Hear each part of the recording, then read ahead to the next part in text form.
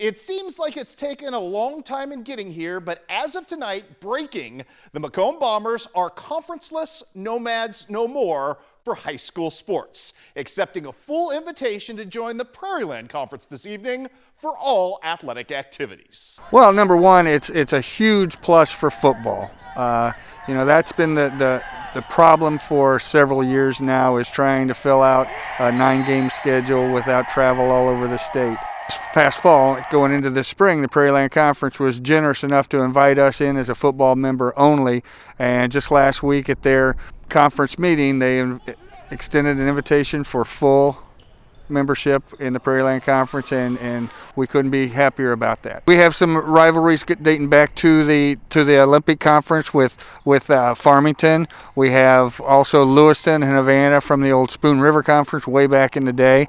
But actually, we're going to have some kids playing ball against their cousins now, and their dads played against each other, or grandpas played against each other in the day, and I think it's going to be a huge win for both the Prairieland Conference and Macomb High School. COVID-19 probably had a lot to do with it, just realizing what's best for the kids, and reevaluating travel, reevaluating moving into different areas of the state. That had a lot to do with it, but I know Coach Bartlett has had a hand in this for several years, and he was the first phone call I made when the offer was made, and I said, you've did all this work and wore them down, and now I just finally get to reap the benefits of it as the athletic director. But obviously it's the school and the community and the conference that reaps the benefits. Also earlier today in McDonough County, a Division I track and field signing to tell you about, as the pride of West Prairie High School, Malia Houston, made it official with Western Illinois University for track and field and for cross country. I mean, it's super exciting. I've always wanted to run track in college, and then having everyone here and making this happen makes today even more special. I mean, I really liked the coaches, even though the whole recruiting process was kind of weird.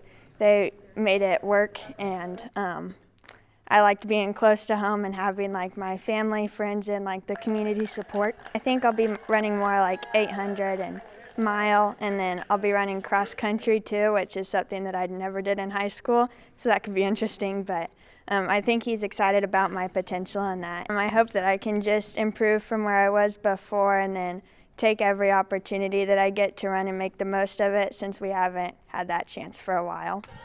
In other college news, the program was already set to take a month off in December as part of a planned school-wide shutdown to mitigate the COVID-19 threat on campus. And now a positive test within the Culver Stockton women's basketball ranks has effectively wiped out the rest of the November portion of the schedule as well, and shuttered Lady Wildcat hoops until January the 9th at the absolute earliest.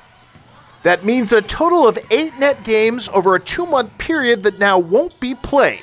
Provided they can return, the Lady Wildcats will be in full-on makeup mode from that point forward, slated to play 19 games in 43 days in the new year. In better news on the Hill, Culver Stockton men's soccer taking on Evangel. Brian Davidson's team looking for its second win of the season. Down 1-0 early. Check out Lewis Fairley. Have a first half, the first of 3 assists in the frame. This one, a one-timer, magnificently executed to Travis Nash, who punches that home. Later, it's Adam Fowler time off the restart. Again, Fairley the setup. What a header. Sensational 7-worthy stuff indeed, as Culver Stockton pulls off the victory tonight by the final count of 4-1. With your look at Monday sports, I'm Sports Director Chris Dewar.